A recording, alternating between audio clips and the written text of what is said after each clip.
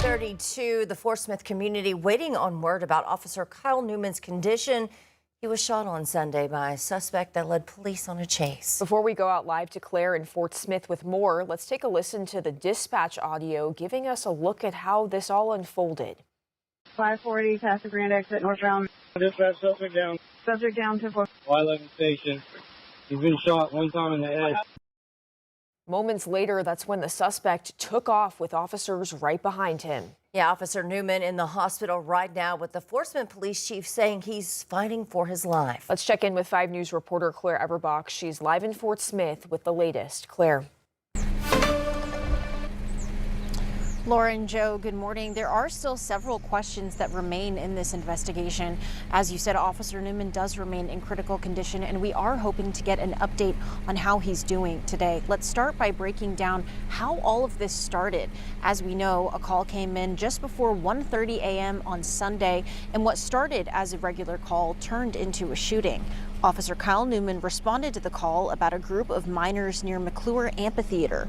On scene, officers spotted a white pickup truck that had driven into a ditch. Officer Newman approached the driver, who was identified as 27-year-old Joshua Keller, and began a DWI investigation. Police say during that encounter, Keller became argumentative and attempted to flee in his vehicle. As Officer Newman tried to detain him, investigators say Keller pulled a handgun and shot Newman in the neck.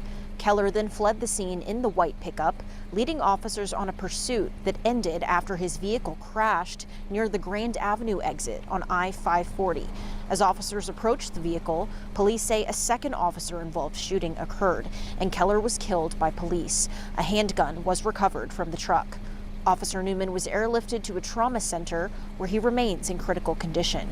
Fort Smith Police Chief Danny Baker said the night was extremely difficult and spoke to Newman's bravery. The courage shown by Officer Newman, the responding officers, the dispatchers, the EMS personnel, and our partner agencies was extraordinary. Even after suffering a catastrophic injury, Officer Newman continued fighting and attempting to stop the threat that he was facing. That speaks directly to his bravery and to his commitment. We are, of course, hoping to receive an update today on how Officer Newman is doing. For now, the Fort Smith Police Department is asking the entire community to keep Officer Newman, his family, friends, and colleagues in their prayers. Joe, Lauren, back to you. All right, meanwhile, we've been working to learn more about Officer Kyle Newman, the police chief, describing him as a family man. Also saying Newman is a military veteran. And according to a Facebook post from the police department, Newman was sworn as an officer in January of last year. He went through the city's police academy. He's a very good officer. Been very proud of the work that he's done and hope that he will continue to do.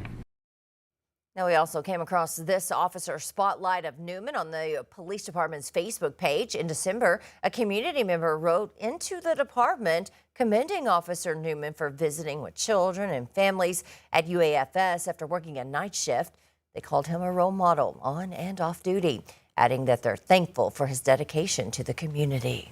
Well, this morning, support is coming in from across the state and the nation. Arkansas Senator Tom Cotton posting on X, saying he's praying for a full recovery for Officer Newman.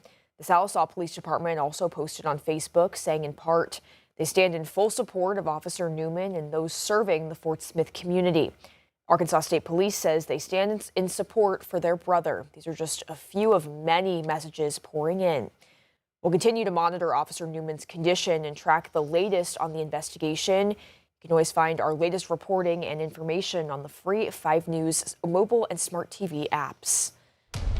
Well, in other news over the weekend, President Trump issuing a warning to Iran on social media, saying, quote, the clock is ticking. This as Pakistani officials push for a return to peace talks. Now, the president reportedly discussing Iran in a phone call with Israel's prime minister. The ceasefire is being thwarted again after a drone strike sparked a blaze at a nuclear power plant. Meanwhile, Pakistan's interior minister traveled to Tehran over the weekend to meet with Iran's president and the parliamentary speaker. This after the president rejected the Iranians' latest peace proposal last week. I looked at it, and if I don't like the first sentence, I just throw it away.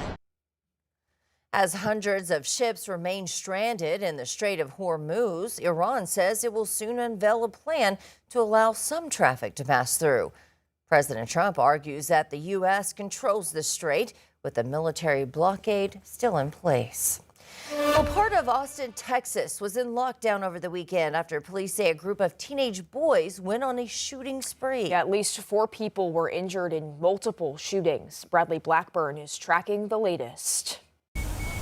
Police tape stretched across a dozen different crime scenes in Austin, Texas, as authorities raced to find a group of teenagers who unleashed random violence. It scared me so much. Drive-by shootings don't really happen. Police say it started Saturday when a 15-year-old stole a gun from a gun shop and then jumped into a stolen car with another teenager, a 17-year-old. What we're asking is that all of our people, all of our residents, please remain vigilant. We need to take seriously the fact that we've got 2 juveniles, 15 and 17, running around with guns, creating this havoc. For hours, police engaged in a manhunt as the teens moved between multiple stolen cars. Much of South Austin was ordered to shelter in place as the teens drove around firing at homes, fire stations, and other structures for no apparent reason. I don't know what a motive is. I don't know what motive would drive anybody to come and drive around senselessly in this city and in multiple parts of the city shooting. At least 4 people were shot during the spree, with one in critical condition. And was treated with whole blood on the scene before being transported to a local trauma center. Eventually, the teens were caught running from their car north of Austin and were sent to juvenile detention. Authorities say a third suspect was also detained late Sunday. The 17-year-old has a warrant for a theft of a gun from the same store that the 15-year-old stole a gun from yesterday. Police say some of the shootings were captured on video, and while the suspects are juveniles, the investigation is ongoing. Bradley Blackburn, CBS News, New York. Well, the United States is ramping up pressure on Cuba. Sources telling CBS News that the U.S. is planning to indict former leader Raul Castro over the shoot down of humanitarian planes by a Miami organization in 1996. 3 U.S. citizens and 1 U.S. resident were killed. Today, Cuba is struggling with rolling blackouts, lack of food and fuel. It is in part due to government mismanagement, the takedown of Venezuela's Nicolas Maduro, and amplified U.S. pressure. The United States is offering $100 million in humanitarian assistance in exchange for, quote, meaningful reforms.